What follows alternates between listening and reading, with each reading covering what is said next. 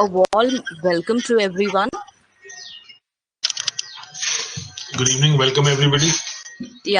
Before we start with our lecture, I will request Advocate Vaishali Tikle to give a small, brief introduction about SIR. Thank you, Shraddha. Good evening, sir, and a very warm evening to one and all connected to this 13th webinar series. I take this opportunity to introduce today's speaker, eminent and renowned lawyer, author, and legal analyst, Advocate Anil Malhotra, sir. The topic today he will be covering is parentage, child custody, gender and equality, socio-legal perspective. Advocate Anil Malhotra is practicing advocate in India since October 1983 at Punjab and Haryana High Court at Chandigarh. He also appears as counsel in Supreme Court of India at New Delhi and before other high courts, commissions, boards and tribunals all over India. For over 25 years, Sir has had extensive exposure in handling civil, matrimonial, criminal, and overseas litigation on behalf of non-residents Indian residing abroad. Sir is also a member of Lavasia International Law Association, International Bar Association, Commonwealth Lawyers Association, and Indian Society of International Laws, besides being country representative in family laws, Lavasia. Besides practice, Sir is also in teaching.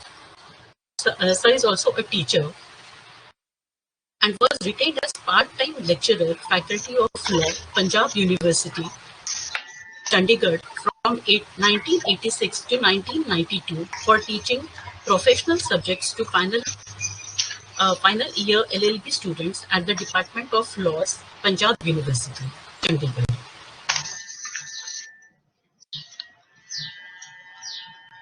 As an author, Sir has, to his credit, substantial published work in international legal journalists on issues relating to interparental child abduction, surrogacy, human smuggling, and other issues of Indian matrimonial laws. Now, friends, without any further ado, I invite and request Sir to enlighten us on this topic. Welcome, sir. Thank you. Thank you very much for the warm introduction. Greetings to everybody. I am speaking from Chandigarh and would be very happy to share with you thoughts, views, and perspectives on issues of the topic concerning parentage, child custody, gender inequality. And we will look at some perspectives which are socio-legal and broadly we will, as requested, I will look at joint and shared custody, child psychology, in such litigation, post-litigation issues, then the rights of the child being the paramount consideration in all such custody matters. Then the role of lawyers who handle such matters is very important. And then what happens to foreign court decrees in this perspective, both in country and outside country. Now, friends, before I start, I want to share with you something very interesting, which is what is perhaps going to be the future in matters of child custody. In a proceeding in Delhi High Court on Friday, 24th of April 2020, an honorable single judge, Justice Najeem Waziri, has passed a very interesting order regarding shared custody and shared parenting or access, whatever you may like to call it. Now, this is a case in which there are 3 girl children, 10, 7, and 3 years of age. Now, the custody of the children is with the father, and the mother had moved the High Court for access by video conferencing since physical contact is not possible. Now, the court has granted a very novel relief. Now, the court has said that the respondent father shall ensure that there is a computer installed in the room where the children are, in the children's room, where they will be free to access their mother on Skype, etc., and would be able to speak to the mother whenever they desire or whenever the mother desires. And the court says the respondent father shall ensure that the computer is in constant working condition with regulated internet connectivity. He shall be absent from the room whenever the children are speaking to their mother. The children shall be free to keep their room door closed but not locked from inside, so that they have unrestricted or unhindered conversation with their mother, especially keeping in mind that they are minor girls. Now, why does the court do this? The court says, for a healthy emotional quotient and robust psychological health of the children, the mother should be provided unhindered access to the daughters, if not physically, then through video conferencing for the moment. Now, the most interesting thing is that the counsel for the father has assured the court that the said arrangement shall be made and the petitioner mother shall be provided connection with access to the children as directed in the case of difficulties. The learned counsel for the parties will coordinate between themselves. Now, friends, this is going to be the future of cases concerning children. But in the wisdom of the Delhi High Court, this has happened. Another very interesting thing which the Delhi High Court has done is that on 26th of April 2020, the Registrar General has passed an order removing the extra urgent and very urgent issue of fixing cases for hearing, and has directed in a list, inter alia, matters concerning the Domestic Violence Act, matters concerning custody, maintenance and visitation rights to be listed for hearing by video conferencing. In matters where both sides are appearing, which are ripe for arguments and in which both parties consent to a hearing.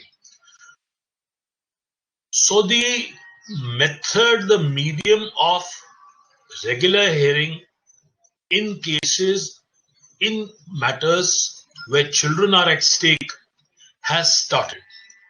I think the Delhi High Court has shown the lead, and this is something seriously I would think that countries should follow. Now, this brings me to a very interesting quote of Lord Alfred Tennyson in his famous poem, The Memoriam. It says,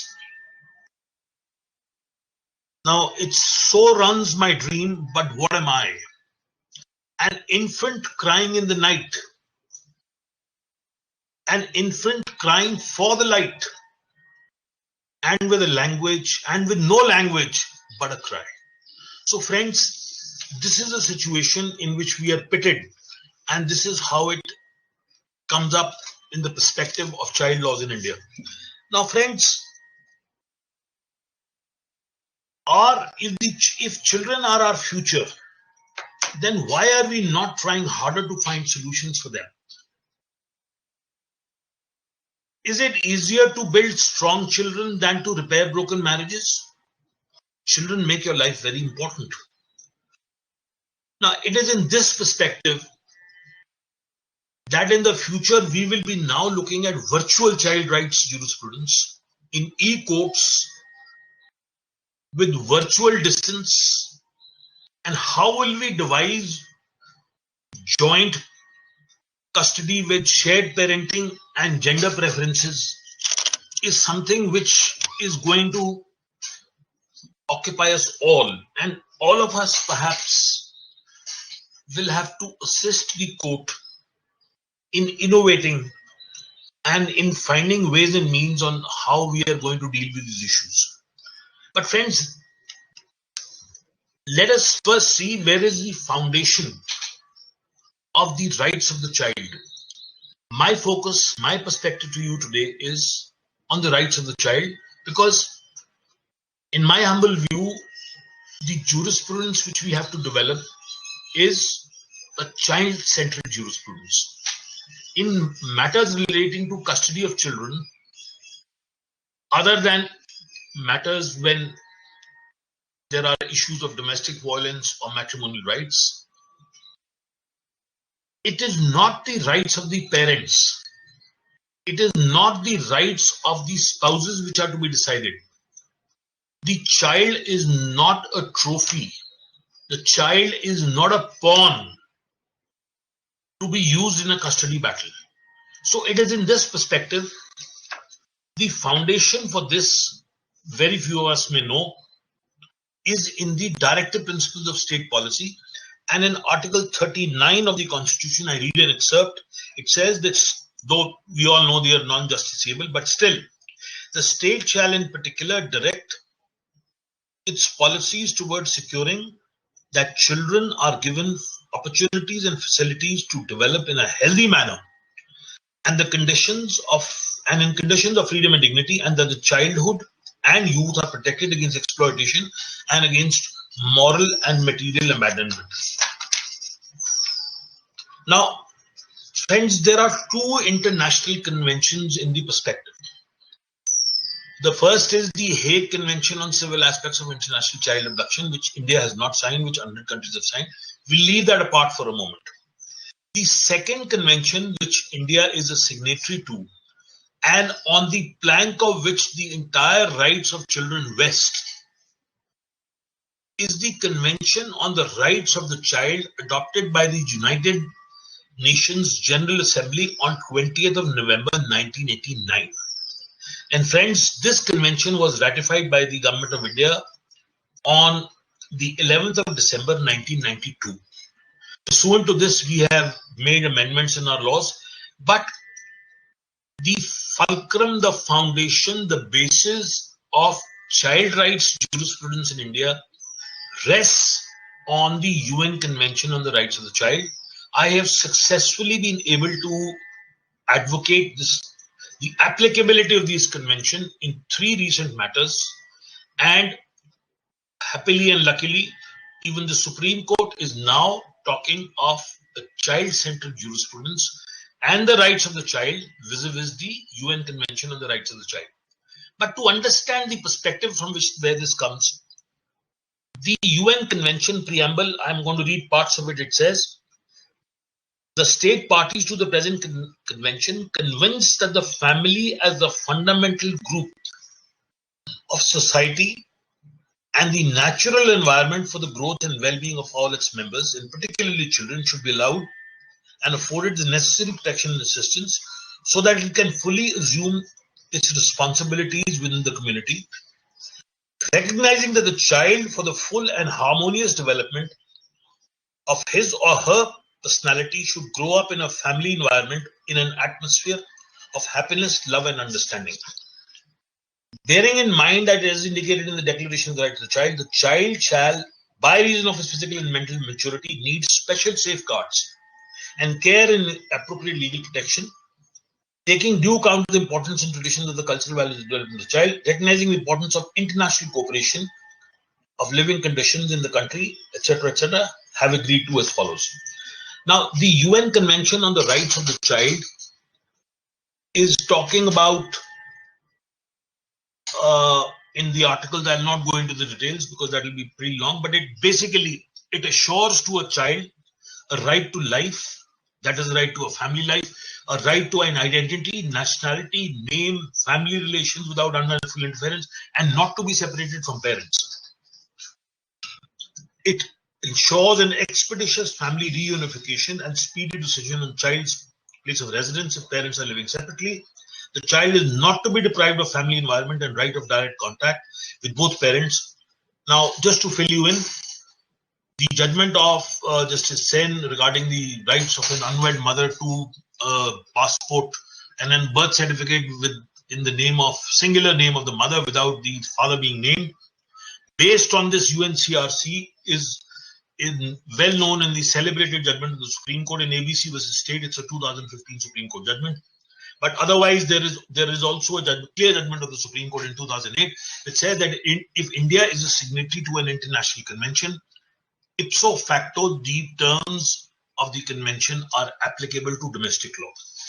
Now, friends, it is with this background that we come to principally where the legislation was brought in to give teeth to the convention. You all know that we have the Juvenile Justice, Care or Protection in Children Act, which was enacted in 1986. Then it became the Act of 2000, then it became the Act of 2010. Now it is the Juvenile Justice, Care and Protection of Children Act 2015. Now, the 2015 Act incorporates all the provisions of the UNCRC in the law applicable to children in India. Principally, the JJ Act applies to two categories of children. One, children who are in conflict with law, that is often abandoned surrendered children, also besides that, and children in need of care and protection. Now, who are children in need of care and protection? This is finding definition within section 214. Now, if there is a child who resides with a person, whether a guardian of the child or not, and such person has violated any other law for the time being in force for the protection of the child. So if there is a child whose parental rights have been violated, maybe even by the other parent, broadly this definition will cover such children. And this has been successfully followed by the Supreme Court in Lahari Sakhamuri, a recent judgment given by Justice Khanvilkar, where the best interest of the child has been followed and adhered to, besides other judgments of the Delhi High Court. Now, friends, a lot of us don't know that there is only one law, that there is only one statutory legislation which defines the best interest of the child. The Guardian and Wards Act is silent. The Hindu Minority Guardianship Act is silent. The Hindu Adoption Maintenance Act is silent. But Section 2, subsection 9 of the JJ Act says the best interest of the child means the basis of any decision taken regarding the child to ensure fulfillment of his basic rights and needs, identity, social well-being, and physical and emotional and intellectual development. So left to an enlightened judge, be the district court, be the family court, or be the high court, I think the justice can be easily done to a child if this provision is strictly sought to be implemented. Now, I'm not going into the details, but for those of you who do Child Rights Matters, please read section 3, which gives the general principles to be followed in the administration of the JJ Act. It talks of the best interest of the child to help child develop to the full potential. Principles of family responsibility, that is care, nurture and protection, shall be the responsibility of the biological family. Then section 3, subsection 13, principles of repatriation and restoration, a right to be reunited with the family. Now, this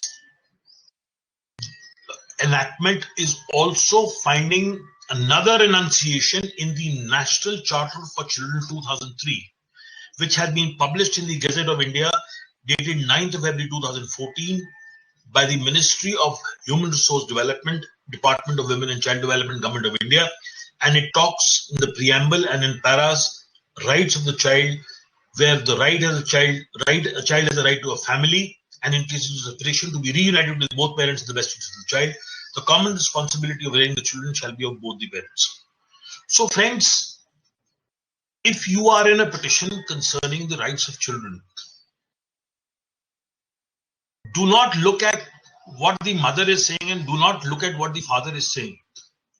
Find appurtenant evidence, find documentary proof, find expert reports or whatever material is with you to support the rights of the child, and the parameters in statute and in policy are before you.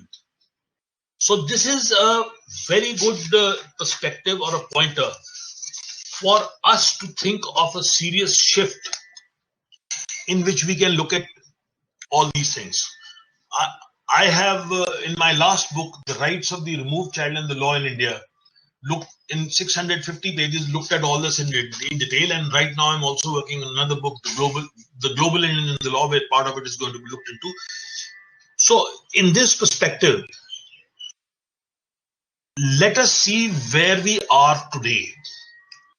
Now this is the statute, and as you all know, when we are in a petition, what do we urge?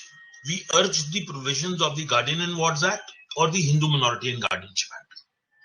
As you all know, the Guardian and Wards Act is an act of 1890. The Hindu Minority and Guardianship Act is an act of 1956. Now, Section 4 of the Guardian and Wards Act defines who is a guardian as a person having the care of the children of the person of a minor or his property, or both of his person and property. Section 7 talks of the properties of a guardian, power of the court to appoint a guardian. Section 12 talks of interim custody issues. Section 17 talks of matters to be considered in appointing a guardian. And it says that the welfare of the child shall be paramount consideration. Section 19 talks of when guardian is not to be appointed. And it very clearly in Section 19b says that if a mother or a father is alive and is not declared unfit, the court cannot appoint a guardian. Then Section 25 talks of a return of ward to the guardian if a child is removed from the custody of his natural parent. So friends, this is a rundown of the Guardian and Wards Act 1890. It was made at a time when the British thought of an enactment. I will just in a moment come to what the Law Commission says about it. But first, the Hindu Minority and Guardianship Act.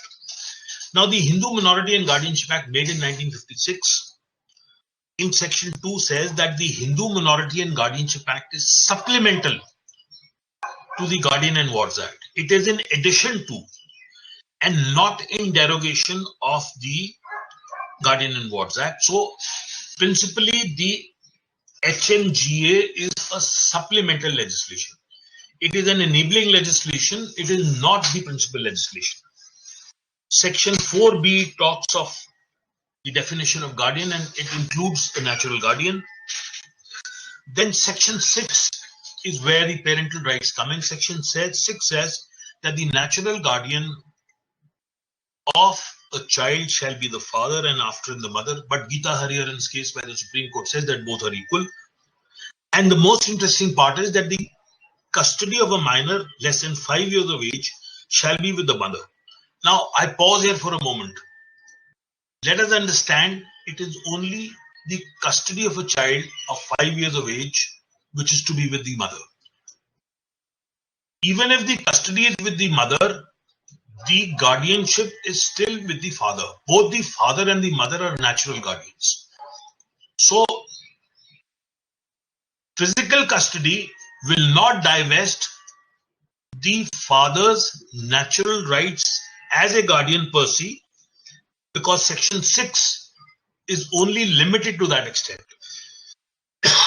Sorry. Now, there is another argument that the residence of the child is the residence of the mother.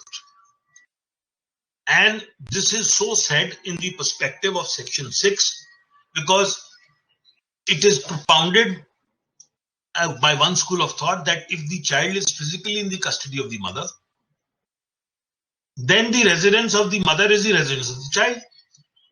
Now to this, there is a counter view of a number of high courts which says that the issue regarding the residence of a child is governed by Section 9 of the Guardian and Wards Act, not Section 6 of the Hindu Minority and Guardianship Act. Insofar, Section 9 of the Guardian and Wards Act says that the guardian judge shall have jurisdiction over a child who ordinarily resides in the jurisdiction of the court. So the ordinarily resides jurisdictional issue is based on the principles enunciated in Section 9 of the GWA. And in view of what Section 2 of the HMGA says, that it is only a supplemental legislation and not in derogation of any other legislation, the rights, so to say, appurtenant vis-a-vis custody pale into insignificance if we talk of a superior right of custody and of residence vis-a-vis HMGA. So if a court has to decide what is the jurisdiction, then the court has to decide as per principles laid down in Section 9 of the Guardian and Wards Act. And Section 9 of the Guardian and Wards Act, as has been interpreted by a number of courts, means to say that this is the place where the child habitually and normally resides. not the date on which the child is residing, on which the date a petition is filed, not where a child is retained or forcibly kept. Now, what is a habitual residence, physical residence? This will obviously need to be established by facts. But Ruchi Baju's case by the Supreme Court, Justice Thakur very elaborately says that if a guardian judge has no jurisdiction, then the guardian judge can pass no order.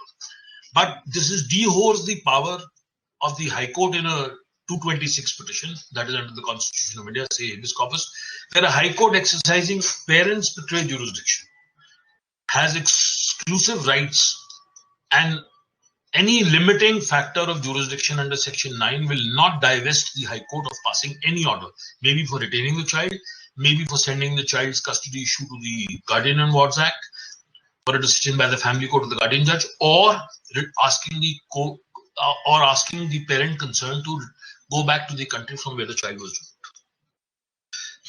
removed. Now, this, friends, is the broad scenario where we are. Now, the Law Commission in report number 257, Reform in Guardianship and Custody Laws in India, looked at these issues very seriously and seriously recommended joint custody and reasons for adopting joint custody. Now, this report is worth reading. It has not found acceptance, but it is definitely noteworthy to say that this report looks at what is the concept of joint custody, what is shared custody, what are the advantages. It looks at the definition which has been given. There is a Bombay-based NGO called Child Rights Foundation, which has given a definition of child access in child custody. It says child may reside alternately, 1 week with the custodial parent and 1 week with the non-custodial parent, and that both custodial and non-custodial parents share joint responsibility for decisions involving child's long care, welfare, and development. Now, this is a very good definition. Now, the report also looks at reasons for adopting joint custody. They do not really advocate any presumption in favor of equal guardianship for both parents, but Section 6 of the Hindu Minority and Guardianship Act is already saying that both parents are natural guardians. So that may perhaps not be a very contestable issue. Now, they have recommended drastic changes and talked of parenting plans, etc. And they have given suggestions on how to amend the Guardian and Wards Act and the Hindu Minority and Guardianship Act, but obviously nothing is found further. Now, what is very interesting is that this judgment has been noticed by the Bombay High Court in Tushar Vishnu Ubale versus Archana Tushar Ubale, AIR 2016, Bombay 88. And Justice Mridula Bhatkar has done a wonderful job in coming out with some very blunt principles and concepts which are very noteworthy. And she quotes Justice Dalvi, Roshan Dalvi, who in his workshops used to say, rhetorically, but she says, but aptly, that the word family means F for father, A for and, M for mother, I for I, L for love, and Y for you. So the word family, according to Justice Dalvi, means father and mother, I love you. Now, this is such a stark and such a hitting proposition. And Justice Mridula Bhatkar very rightly says, you may be a bad husband, you may be a very bad wife, but you may be a very good father, you may be an excellent mother. So in this perspective, parenting plans, arrangements of mutual custody, rule of single parenting are, they say, an exception. So it is in this perspective that the court is talking of a parenting plan and custody plan, and in this case, the court has actually done it. The court has said 10 days father, 10 days mother. So this is something which has come from the Law Commission report. The Law Commission report is extensively referred to, and the principle underlying is the principle of the welfare of the child. I have myself got this principle followed in a very bitter custody dispute between uh, a couple, the father and the mother, over their only son, who is loved fiercely and very emotionally by both the father and the mother. They have serious matrimonial differences which they are trying to resolve, but they have not been able to resolve. Both of them want the child to themselves, but the child wants both the father and the mother. The child was taken away by the father. The mother unsuccessfully tried in the habeas corpus and then went to a guardian judge. We went to the guardian judge. We got interim custody. It was challenged in the High Court. Now the High Court devised a very good formula. It says Monday, since the child was being schooled in place A, so the court said Monday to Friday, child with mother in place where he is being schooled and where he is staying. Friday evening, the child is to be handed over to the father. And on Sunday evening, the father will return the child to the mother. So the child has access, love, control, contact, affection, care of both his parents. So this, friends, this hypothesis of shared parenting, joint custody is not an alien thing which we can't come to. And how and why can we do it? Very simple. The Family Courts Act 1984 gives complete freedom to a family court judge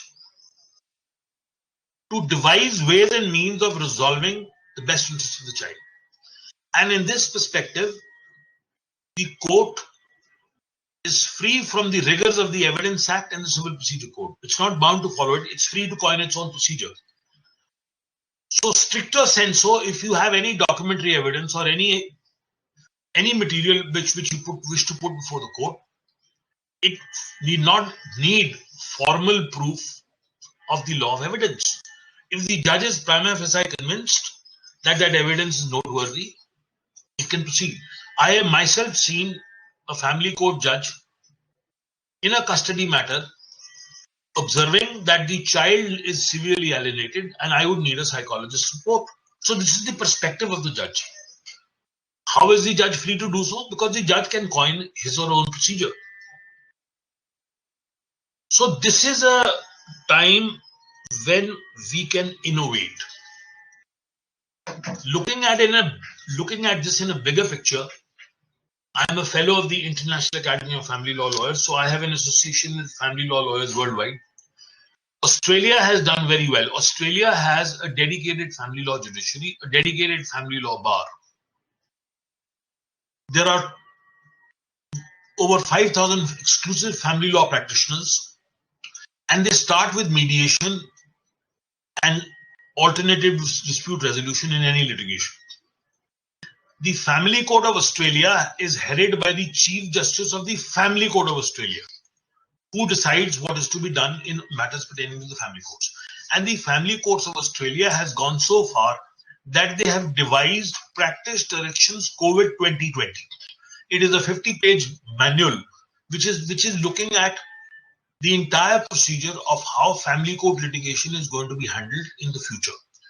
It talks of face-to-face contact, it talks of filing methods, it talks of hearings, it talks of child not to be taken out of the jurisdiction.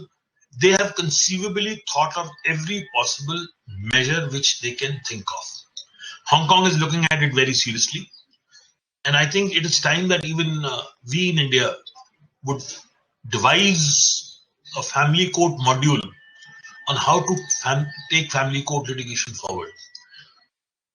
It may not be possible for every family court to devise its own module. So I think the best thing to be done is that the Judicial Academy of India or any state judicial academy can devise a module and leave it to the family court to follow it and innovate in it or add or subtract to it and maybe look at things in a perspective in which they can handle things. Now, friends, there is another perspective which I want you to know. The University of Westminster, in a recent study called The Voice of the Child in International Child Abduction Proceedings, has looked at Article 12 of the UNCRC, which talks of the voice of the child. Should we have the views of the child? And in a child-centric approach, they say, hear the children while making a decision in the process. Even the Guardian and Wards Act says that if the child is old enough to give an intelligent preference, the court must ascertain the views of the child. Now, in the conclusion of the report, it is said that the courts need to understand that they are not deciding on a parking ticket. They need to look at the individual circumstances, because this is a defining moment in a child's life. So this is something which needs to seize all of us. Now, very quickly, what are the perspectives of a child litigation? Now, we have a string of judgments. As you all know, law in child custody matters is evolved through precedents. In Article 141 binds every court to follow what the Supreme Court says. So we start with Surinder Kaur in 1984, where Justice Chandrachud said, jurisdiction which has the closest contact, following committee of courts should decide on the principle of the welfare of the child. Then it also lays down the parents pay tray principle in turn of children. Then the temporary residence of the child is governed, as I told you, by Ruchi Maju. Now, welfare of the child is of paramount consideration. Now, the welfare of the child coming in a child-centric jurisprudence is finding repeatedly enunciation by the Supreme Court. And Perry Kessingra, the latest judgment of the Supreme Court in 2019, following Ashish versus Anupama 2010 Supreme Court says, statutory provisions dealing with the custody of the child under any personal law cannot and must not supersede the paramount consideration as to what is conducive for the welfare of the minor. In fact, no statute on the subject can ignore, eschew, or obliterate the vital factor of the welfare of the minor. So you cannot say that I have the custody under 5 years of age, I am the custodian. If the welfare is not with you, is not comfortable with you in the view of the court, then there is no view. And this is actually said in Lahari Sakhamuri in 2019. This is the most recent judgment in point of time, wherein upholding the High Court judgment of the High Court of Andhra in Soban Kadali, the court says the expression, quote unquote, the expression best interest of the child. Now, friends, this is where the best interest of the child in section 2(9) has found judicial approval. And the court says the expression best interest of the child, which is always kept to be of paramount consideration, is indeed wide in connotation. And now I'm going to stress here, it cannot remain the love and care of the primary caregiver, i.e. the mother in case of the infant or the child, which is only 5 years old. The definition best interest of the child is envisaged in section 2(9) of the JJ Act to mean the basis of any decision being taken regarding the child to ensure fulfillment of his basic right needs, identity, social well-being, physical, emotional, and intellectual development. So friends, this is where the gender preference, the statutory preference, the right of the primary caregiver, the predominant right of the parent having custody vis-a-vis the welfare of the child has been demolished, and it is free. If the child is less than 5 years old, the court is free to devise its own reason why the child should be with the parent. In the West and in most jurisdictions, the gender segregation is gone. You no longer talk of the mother and the father, you talk of the parent. You have a sit-home father, you have a working mother, or vice versa. And both parents share. It's equal. There is no exclusive right of custody, because the concept of sole custody is a concept which is now fading into oblivion vis-a-vis the right of the child. And there can be nothing better on parental alienation than the judgment of Justice Sikri in Vivek Singh versus Rumani Singh, where he talks of parental alienation in very good words. In fact, this is the only judgment which talks of parental alienation syndrome. It says that the child-centric human rights jurisprudence has evolved over a period of time and is founded on the principle that public good demands proper growth of the child or the future of the child. It says, no doubt this presumption in favor of the maternal custody as sound welfare policy is rebuttable. And in a given case, it can be shown that the father is better suited to have the custody of the child. Such an assessment has only been done after a level playing field is granted to both the parents. So friends, this is broadly what the law is all about insofar this is concerned. Then there has been another judgment of the Supreme Court in Tejaswini God by Justice Bhanumati. This is 2019 judgment. And there again the Supreme Court says the court while deciding cases is not bound by the mere legal rights of the parent or the guardian. Provisions of special statutes govern the rights of parents, but the welfare of the child is a paramount consideration and it ought to be in the welfare and interest of the child. So this is the latest view of the Supreme Court given in this perspective. So friends, this is broadly what the whole scenario is all about. And my speaking time is over and I have to put you the questions, but I will leave you with a quote from the very famous judgment of Wordsworth in his poem called The Rainbow. Now, Wordsworth says, my heart leaps up when I behold a rainbow in the sky. So was it when my life began. So it is now I am a man. So be it when I shall grow old or let me die. The child is the father of the man, and I could wish my days to be bound each to them by natural pity. So friends, with the note that the child is the father of the man, I give you the floor for questions. Shraddha, questions please. Hello?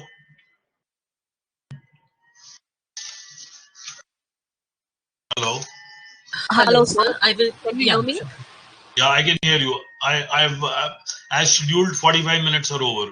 And if you want me to speak more, I'm fine. Otherwise, the floor is open. So we don't mind you speaking more 15 minutes also, because like from 6 to 6:15, 20, we can have the question and session then. No problem. No problem. Yeah, No problem. thank you, sir.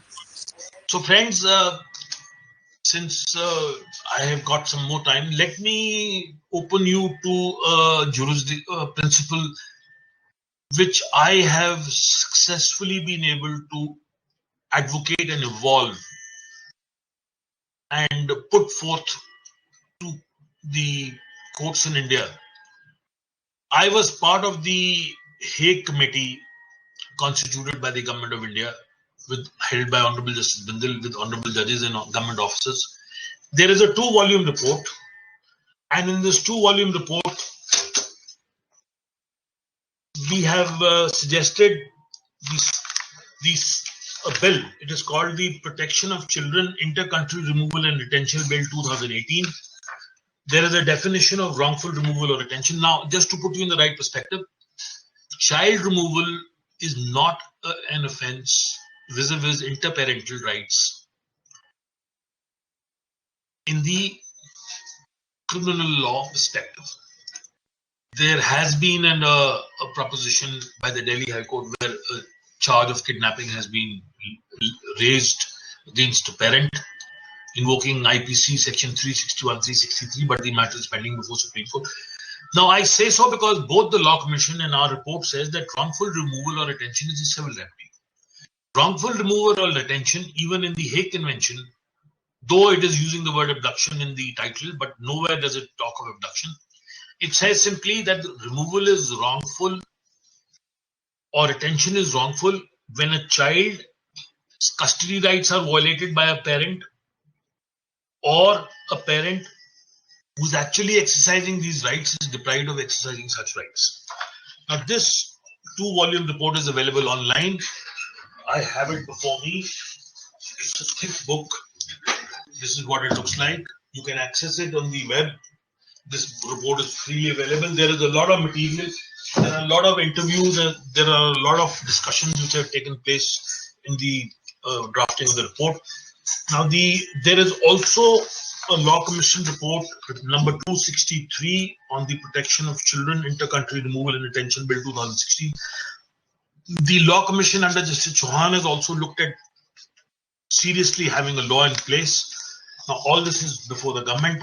When is Parliament going to meet to make a law? We don't know. But then, friends, can children wait? Can matters wait? Answer is no. They cannot.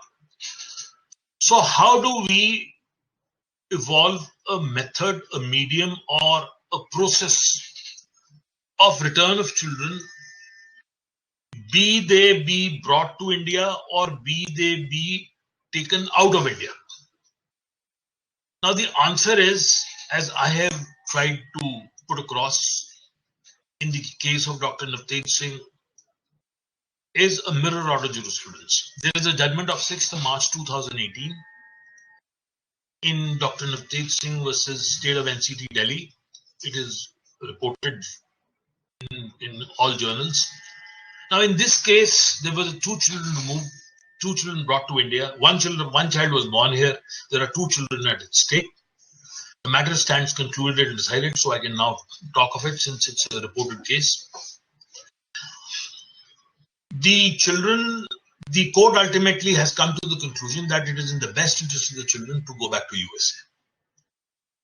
This has also been the finding by the family court in a guardianship petition. Both the judgments have been upheld by the Supreme Court.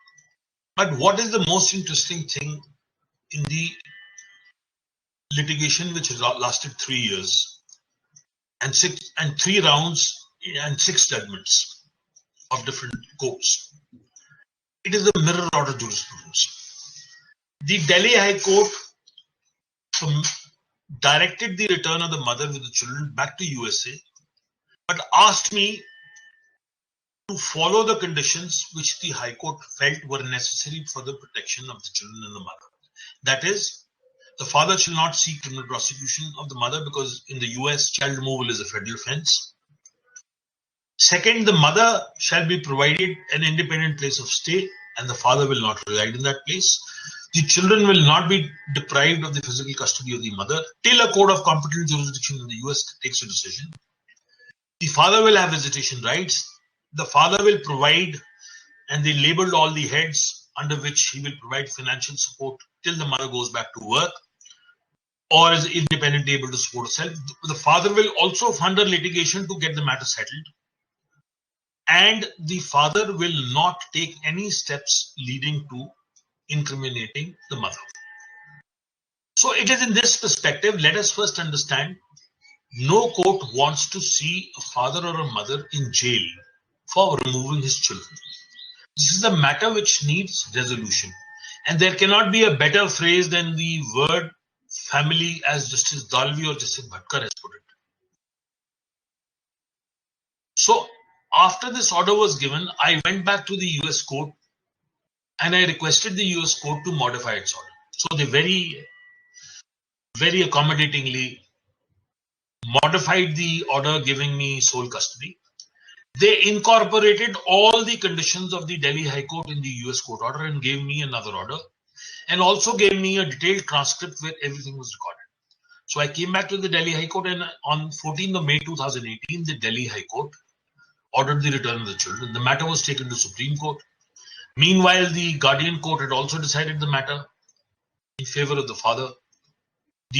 Again, thereafter, the Delhi High Court in a separate division bench judgment upheld the judgment of the single judge of the family court. And again, Justice Sistani, in a very well-worded judgment following the definition of the best interest of the child given in the JJ Act, said that it is in the welfare of the children that the children should go back. And children need, they repeatedly say, children need both the father and the mother.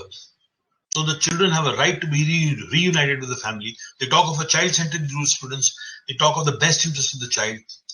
And they say that the best interest of the children can be safeguarded, that the children should go back to the country from where they came. The Supreme Court, while hearing the matter, called both the parties in chambers, put a proposition to them, modifying those conditions or reiterating part of them, and a consent order was passed, and the family is supposed to be reunited in the US when things settle down. So friends, this is a mirror order jurisprudence which we will perhaps need to incorporate in our system if we want a free return of children and we want foreign jurisdictions to let children come into India. As of now, any foreign court will not allow any child in a broken relationship to come to India to meet parents, grandparents, or extended family. For the simple reason that if a child, the view is that if a child goes to India, the child will never come back. But if we are able to evolve a mirror order jurisprudence through the process of comity of courts, and if we start mirroring foreign court orders and foreign courts start mirroring Indian orders, I know it's going to be a difficult process. It's going to take time for acceptance. But then this is the only way forward. And where statute is not there, law evolves through law made by courts. Vishakha, sexual harassment, adoptions, Lakshmikant Pandey are striking examples. So if till Parliament makes a law, the court may perhaps in given cases, on a case-to-case basis, develop formulas, methods or mediums by which child rights will be implemented. Now, I left you with Surinder Kaur. Then we came to Dhanvanti Joshi, where the Supreme Court said children will not go back. Then we had Ravi Chandran's case, a direct judgment by the Supreme Court by Justice Lodha, where the children were asked to go back when the mother was moving within India and the CBI was asked to track her down. Then came Justice Lukur's judgment in Suryavadanan. Suryavadanan laid down three principles. 1, comity of courts. 2, theory of first strike. 3, jurisdiction of closest contact. Comity of courts, we all understand. Courts must respect each other. Theory of first strike was whichever jurisdiction takes cognizance moves first. And then the third was principle of closest contact emerging from Surinder Kaur, Justice Chandrachud's judgment. Then came Nityanand Raghavan, Justice Deepak Mishra and Justice Khanwilkar, and their point number 1, comity of courts and theory of first strike were watered down. Only jurisdiction of closest contact was there. Thereafter, there has been Lahari Sakhamori, where in a wishy-washy way, I think comity of courts has been brought back. Theory of first strike is still not there.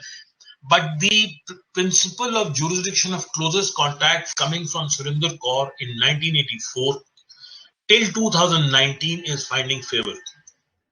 The Supreme Court in Nityanand Raghavan, Lahari Sakhamori says that to decide the welfare and the best interest of the children, the court can hold a summary inquiry or the court can hold a detailed inquiry.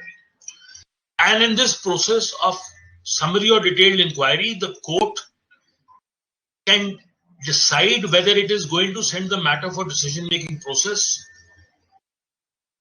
within the country to the domestic court, the family court, or the guardian judge, or it will send the children back to the jurisdiction from where the children came. This is being advocated, and I think if we couple this third principle with the mirror order jurisprudence, we can actually get a way work to move forward. If we are able to afford protection to a parent who has brought children rightfully or wrongfully to India to go back to a jurisdiction, or we have to let parents to visit India if they have to be with their children, and such parent, father or mother, needs protection from Domestic Violence Act, from 498A, 406, 125. We have a plethora of provisions for matrimonial litigation. We can also devise these protections and give a free passage to parents to come and visit children. In a time to come, more and more matters will have to evolve by settlement. And you are very lucky that Madam Mrinalini Deshmukh is there to guide you in your bar, because she has a very mature perspective, and I've seen that She's very heavily weighed into settlement. So friends, as counsel, if you can follow the process of mediation and settlement, see the judgment of Justice Najeem Waziri of Friday of 24th of April. It has evolved a formula of providing contact to all the three children by video conferencing exclusively, so that the children can freely talk to their mother without their father being there. So the children will not have a feeling of alienation. The children will not be unhappy. The children will have access to both the parents. And this actually might be a process of bringing the family together. After all, children can resolve bitterness. Children can dissipate the anger. Children's needs, children's requirements can help parties settle their differences. So friends, if as counsels you can dissolve the egos of the spouses and tell them not to use children as trophies or as awards for underscoring the other parent, you may be doing a great service. As family court lawyers or lawyers practicing in the domain of family law, lawyers have a bigger role in settling matters. Jurisdictions where family courts exist are a wonderful example. I go to Delhi and I see T. Cesari, Karkadoma, Saket, and Patala House, where the family court building is a separate building other than the civil court building, and there is a mediator, there is a family court judge, there is separate infrastructure. And happily, the Family Courts Act 1984 gives the judge complete freedom. There is a principal family court judge, so the family court judge is a judge in his own domain. And in my discussions or wherever I go as a resource person to judicial academies, I tell the judges, you decide, rightly or wrongly. Take a view, take it to an extreme end, this way or that way. That is all will evolve. Once you give a pronouncement, once you give a decision, that is how we will have a judgment. This is how a mirror order jurisprudence has come on the foothold. I don't say it is already there. I have stepped on the threshold of mirror order jurisprudence by having it before the Supreme Court and the High Court judgments being sustained, not overruled. But it has to catch on. It should get viral. While the virus invades us, let the viral effect of the judgment be an antidote to the custody rights being freely available to children. So this, friends, is my message to you, to feel free. Let us hope the Delhi High Court example of putting family court matters on priority will prevail. Even the Supreme Court has ordered that life and liberty, death sentences, and family court matters shall be given priority for hearing. So there is a sensitivity to issues relating to children, and the judiciary is very aware of it. Let us take advantage of it. Let us help the courts in a constructive role-building processes. Let us not treat child custody cases as adversarial litigation. According to me, whichever parent wins a child custody case actually loses the case, because he loses the child. See an alienated child, see the trauma, see the shock. My first child abduction client was a lady who came to me in 1986. I was in the chambers of Justice Kuldeep Singh, who was then a QC in courts here. She followed her husband, who had removed the child from the UK. She was not able to secure him. By the time we got to him, he appeared and then he vanished. The High Court gave me a roving writ, adjourned the matter sine die, and told me, come back whenever you find him. We never found him. The lady ultimately found him in the US after 12 years. she was able to bring him back, and she formed Reunite. Reunite today is the biggest NGO in the world which helps put children together. And this is how the jurisdiction grew. But the ending of the story was very sad. The child grew up with the mother, but always suspected, or so to say, looked at the whole thing, always wanting to know who was his father. He doesn't live with his mother, he's married. So, friends, a child of a broken home, we cannot generalize the concept, will not always have a happy life. So if we can prevent and follow the remedy principle of prevention is better than cure, let us glue families. Let us amalgamate the unit. Let us put efforts, heart and soul into joining parents in the interest of children. So that, friends, is my best message to you today. And I have done my 15 minutes extra. Shraddha, you can take over for questions now. Okay, sir, I will take over. Shraddha is busy in something else. I will start reading questions. Yep. This is from Mr. Lal. Parental alienation is more rampant when one parent uses the child for achieving his or her objective. Come again. You need to go a little slowly. Yeah. 1 second, sir. Actually, they are flooding with the queries, so even I'm not able to read it. Okay. Yeah. Parental alienation is more rampant when one parent uses the child for achieving his or her objective using the child, irrespective of child's right consideration, execution of access of such a child by NCP, non-custodial parent, that is, becomes major issue. Child grows into an adult and both NCP and child suffers. How do you recommend we solve this issue? See, as I told you, joint parenting, joint custody, shared parenting is the answer. And the best, I think the best answer is in the judgment of Justice Mridula Bhatkar, AIR 2060, Bombay 88. I think this is a judgment which you should circulate among all. It's reported in the AIR. It has the ingredients of the report of the Law Commission. It has everything into it. And I think it is a wholesome answer to parental alienation syndrome. See, the only way we can get rid of parental alienation is contact. See what Justice Najeem Waziri has done in the Delhi High Court on Friday. Now, if these children during the lockdown are not able to meet their mother or have access to her, the father knows that physically it is not possible for the children to meet the mother. Now, what has the judge done?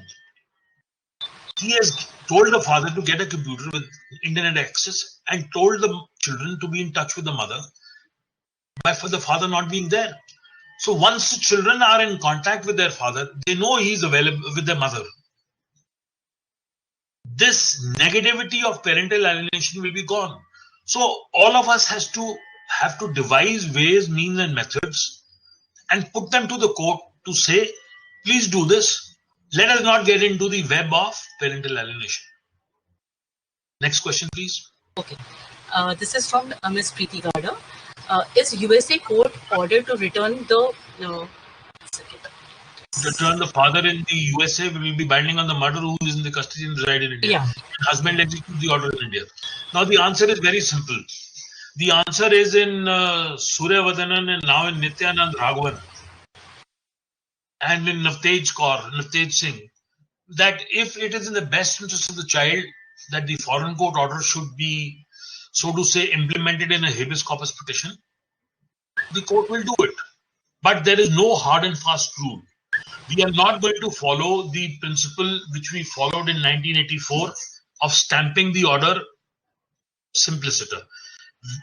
We will go behind the order, we will read into the order. If we find in a summary inquiry that the child needs to go back, we'll send the child back. If we do need to do that in a detailed inquiry, we'll do that. But a foreign court order can be executed not as a foreign court order, but as an order in the best interest of children. Next, please. Hello. Yes, I'm coming. The Yep. next question. The next question. Next Indian question is couple, from Rajeshri. Yeah, Indian couple Indian couple written from returned from US. US jobless. Father flew away with children, hiding his whereabouts. What is the remedy for the mother to get access? See, the best remedy is a 226 petition, a habeas corpus. And if, like Ravi Chandran, the mother is jumping station to station every week, a 32 petition of habeas corpus in Supreme Court directly is the answer. The remedy is there. See, you will have to physically find a location where the spouse who has brought the children is available. Be it in a state, or be it in a mobile way, moving from place to place, because you have to choose the high court of the territory where the parent is, because the high court will exercise jurisdiction in the territory in which the high court functions as parents portray. But if you can't find, then 32 uses all India. It may not be successful because the Supreme Court may say go to the High Court, but then it's a peculiar situation which may have different circumstances and connotations. Next, please. Okay, there is next question. If the parties are residing in USA after marriage, mother leaves USA with a child without the consent of the father. The father has been granted custody of by the courts in USA. How can the father execute and enforce the US custody order in India? You know, the best answer to this is to read Navtej Singh's judgment. The Navtej Singh judgment is a clear answer on how this is to happen. So you bring the US court order to India, file a habeas corpus, seek its implementation, let the High Court take a call in the best interest of children what is to be done, as was done in Navtej Singh's case. This judgment is 6th of March 2018. If you want the citation, I can give it to you. It's available online. Otherwise, anybody can search Dr. Navtej Singh versus State of NCT. There is a complete wholesome jurisprudence in this, and the ultimate order is of the Supreme Court. Again, in Dr. Jasmeet Kaur versus Dr. Navtej Singh, where this order has found favor in a way, and there is a complete answer to this proposition in that perspective. This is a direct answer to this question. Next, please. Okay, there is one question from Sneha. To what extent it is possible to apply the joint parentage rule in India? As most of the time we find that father is not even ready to pay minimum amount of maintenance order passed by the court. The custody is just out of the question. See, the answer to this is that you have to ask the court to use punitive measures. Now, if the father is not paying maintenance and he wants access or custody, those rights should be denied to him.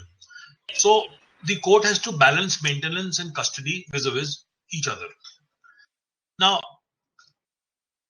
if for some reason the family court is not able to convince, feel free to go to the High Court in a habeas corpus to say that I need access to children. I need to have contact with my children. And worst come to worst, the High Court may dismiss your petition and say go back to the family court. But then you can say, please give me a direction to go back to the family court, and please direct the family court to decide the matter in a time-bound frame on how to address this issue. So you may have an immediate redressal. I think one has just to be aggressive of this kind of litigation, and maybe go to the High Court if the family court is not giving you relief immediately. You have to take it up seriously. You have to impress upon the point of what you need to do, and say that if this is not available, then the father should also not be given any rights in the other perspective. Okay, there is one more question from Mr. Lal. Request if you can elaborate difference between legal custody, physical custody, share parenting, and what are the responsibility of the custodial parent and non-custodial parent in case of legal custody? You see, is it joint or with one parent? See, legal custody is when you don't have physical custody.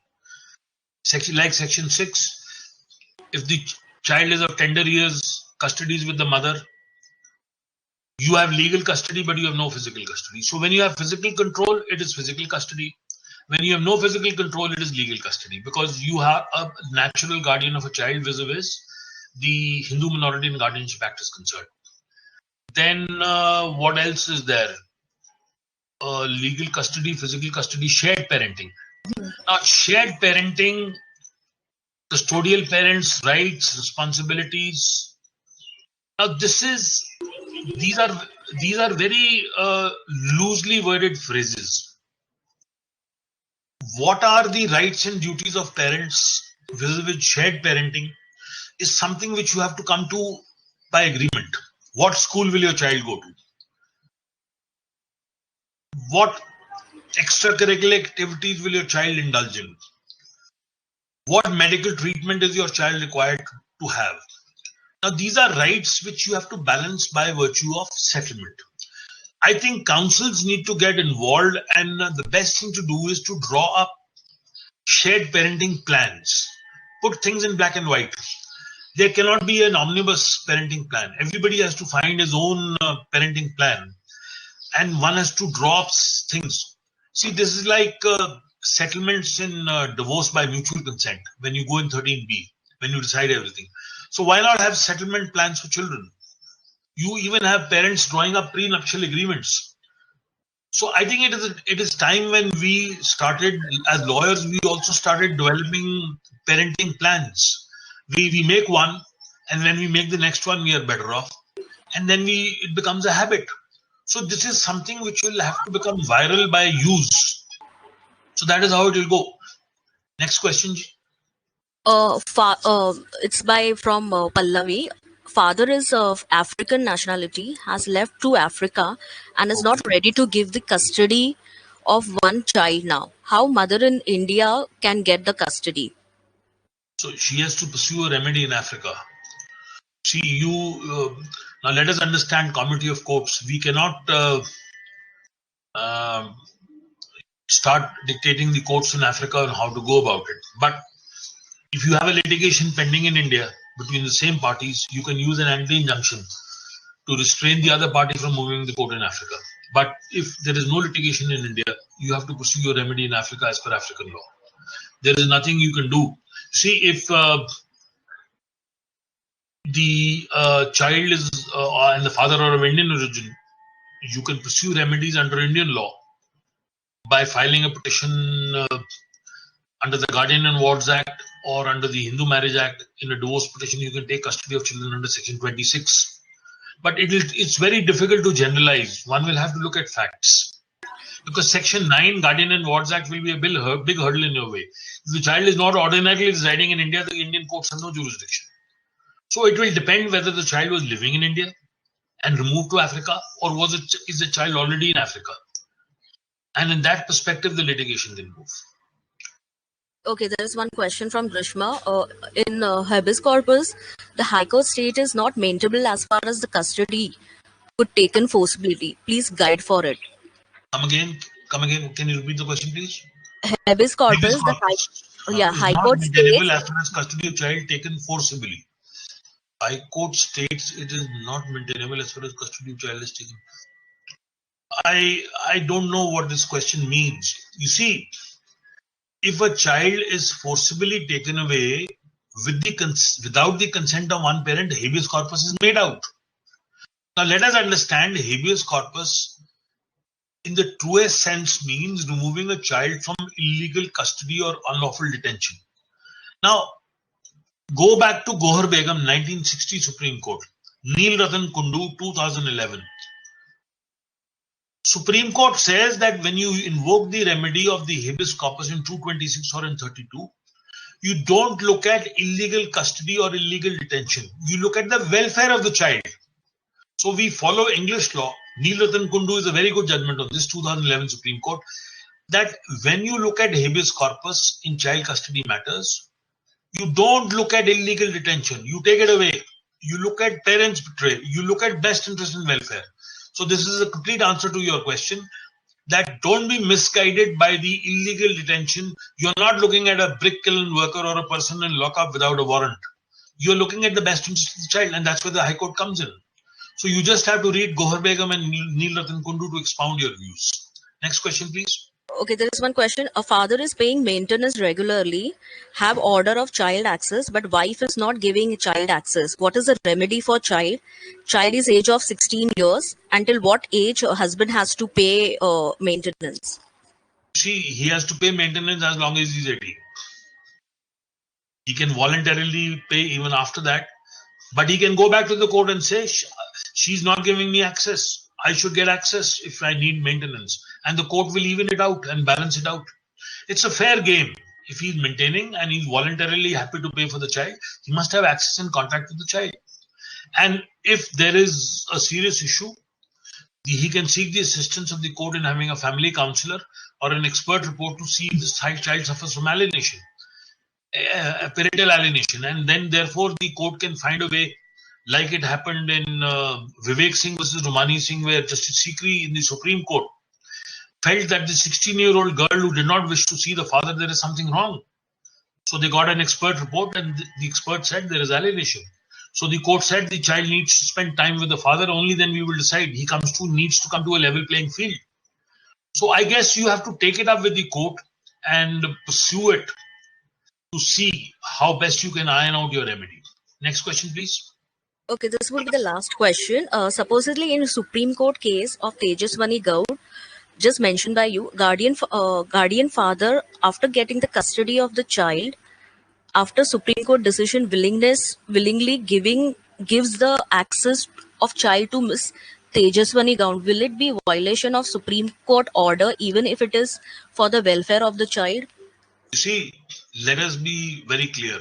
There is no violation of any court order if a particular proposition of relief or accommodation is made for the welfare of the child. Law will look the other way. A court order will pale and fade into insignificance if something is done for the welfare of the child.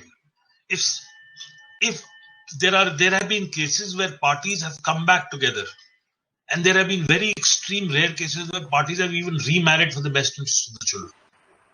So for children there is no law. Follow what Wordsworth says. Child is the father of man, and there can be nothing better than dissolving the bitterness in the best interest of children. No judge will hold you for contempt if you do something for the welfare of your child. After all, judges are also parents, and they are also human beings. Next, please. I'm still open, don't worry. Any more? So right now it was the last question, I guess. Okay, fair enough. If anybody still has anything, I'm still open. Feel free. No, I can't say court time is over. I don't think so. Anyone is typing also. Anyway, Just give me a moment. you have done let me compliment you on doing an excellent job. I have done quite a few webinars. It's a mass of confusion, but yours is very organized, and I'm very happy that I've been able to give to you in 1 hour 35 years of my professional experience. Okay, so there is one question who has pinged me in my WhatsApp, so I'll just read that. Sure. The mother is in UAE and children are in India, but due to influence of father, children refusing to talk to mother even on any virtual medium. Even after the prayer for seeking ritual access for child is asked, even the father verbally giving no objection, but mother not getting access, what can be done? See, you have to pursue your remedy in a UAE court. I have seen matters there. The courts there are different. It's a difficult ride. But through lawyers and judges in the UAE, things can work. I did my last discussion on the book, The Removed Child in the Law in India, in a meeting of the IFL in Dubai. There are good family law practitioners. And let us understand that there is that 60% of the population in the UAE is expatriates.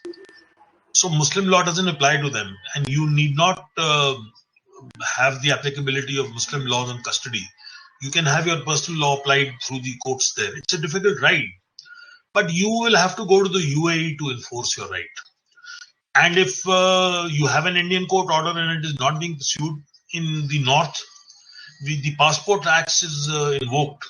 If there is a criminal case, the passport is revoked. So there are ways and means of hitting out if there is a severe violation. So I guess one has to just pursue a remedy in a very legal way. You have to follow the legal course. In the last matter, I assisted Mr. Mukul Rohgi in the Supreme Court. There was a father who had removed a child to the UAE, and there was a kidnapping charge. So thanks to the courtesy of the Supreme Court, the CBI team went and brought the child and the father back. The child is with the mother, and the Supreme Court has seized the matter. So things can be resolved if there is a remedy pursued in the legal perspective. Okay, there is one last question, I guess. Please explain anti-suit injunction. Wonderful, excellent. This is something I was wanting to put across. Now, friends, anti-suit injunctions are something which is a new concept in the family law jurisprudence. Anti-suit injunctions are actually a commercial law proposition arising from Modi Entertainment. Now, this is anti-suit injunctions are used in commercial law litigations where stakes are very high and there are parties litigating on the same cause of action in different jurisdictions.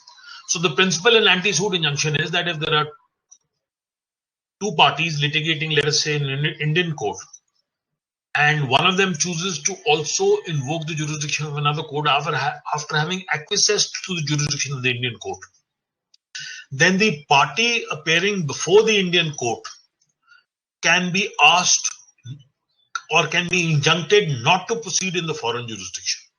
And the principle used is forum convenience.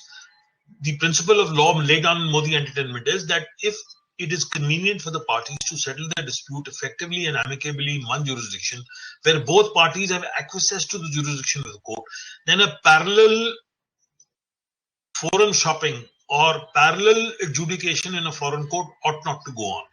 An Indian court cannot injunct a foreign court, but an Indian court can injunct a party appearing before it not to proceed in a foreign court.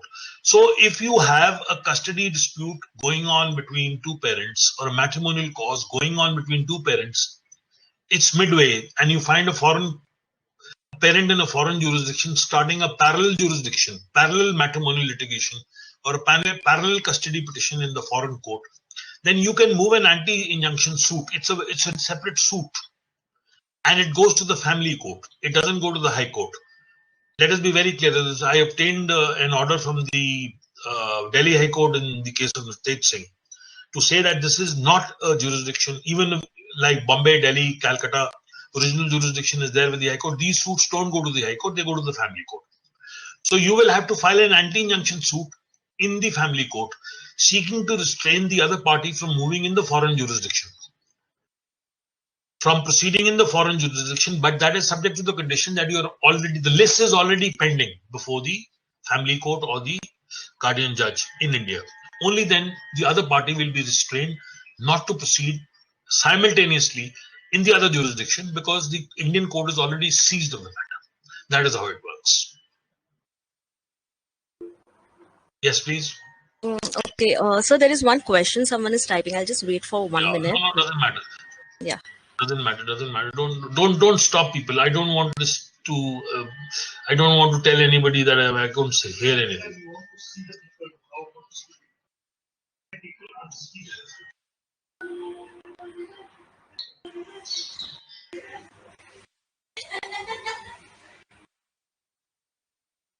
Okay, there is one question from Ekta Jain. In DV case, from the birth, the female child 3 years old is with mother. Can father will ask for custody of the child in DV matter? DV matter. You see, now DV is another issue. I've done an opinion in Australia where a mother wanting to avoid a custody dispute being settled in the family court invoked the DV Act and she got a custody order. You see, it's very easy to get an order under the DV Act. You can get an ex parte order from a magistrate without any evidence, and it's a summary proceeding. But the question is the DV Act order of custody final? Can a DV Act order be supposedly used to stall a decision process of custody in a guardian court or a family court? The answer is no.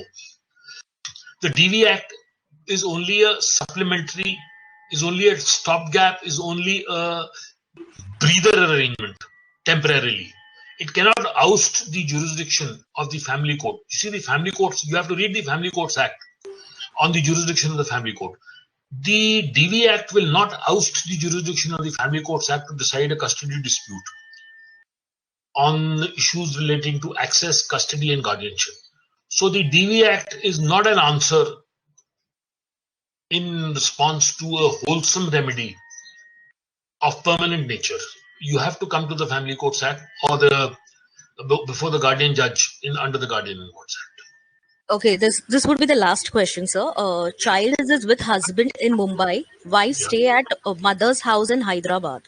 Okay. Earlier, wife doesn't want child custody, but now to harass husband, she has filed DV and custody 498 in Hyderabad against husband and his family. What is the remedy for husband? Is there any matter pending in Bombay? Is there any matter pending in the court? In Bombay it is not pending. In Bombay, nothing is pending. So he should file a petition under the Guardian and Wards Act in Bombay for the sole custody of the child and get an ex parte order of custody under Section 12 till the matter is pending, and he can say that I am being harassed and intimidated by virtue of the misuse of the provisions of the IPC and the DV Act. But this is not in the welfare of the child to be treated like this. So once he's able to get sole custody rights or exclusive custody rights vis-a-vis the welfare of the children in the guardianship petition in Bombay, he may be able to, so to say, balance the litigations coming against him. And once he's able to do that, he can move the court to say that these provisions have been wrongly invoked. And if he's not successful, then he can move the High Court in Hyderabad for quashing the proceedings under the DV Act, saying there are misuse of the provisions of law. They're only being meant to harass me and they're not in the best interest of children. So I guess he needs to have clear remedies and he needs to follow a process by which he can enforce his rights. Okay, sir, I don't think so. There are any more further questions. So I think we are done for the day. I'll just request Advocate Vaishali Tikle to give a vote of thanks on our behalf. Okay, wonderful, excellent. And I need a video of what we have all done so that I can see sir, I'll be sharing. Thank you very much. But it's very good that you are live on YouTube, so a lot of people would have got to see it. So actually, this was the first time we tried. Oh, great. So how many you have any idea how many viewers? Sir, actually, I'm not checking that. I'll just I'll ping you in the personal chat. No problem. Wonderful. Yeah, thank you. So thank you very much. Yeah, Vaishali Tikle, please. Yeah. Thank you, Shraddha. Sir, the vast and sensitive topic such as child custody and all was beautifully covered in such a short span. I was not, I was not expecting this to happen. And I'm sure all the viewers and listeners they are satisfied with their queries and the answers you have given to them. And also, on behalf of my colleague Shraddha Dalvi and Suvarna Naik, I extend my heartfelt appreciation to you, sir, as during this testing and pressing times, you have agreed to share your wisdom and experience with us all. We are really honored, sir. Thank you very much. And if we need to do another one on maintenance, surrogacy, marriages, divorces, adoptions, feel free.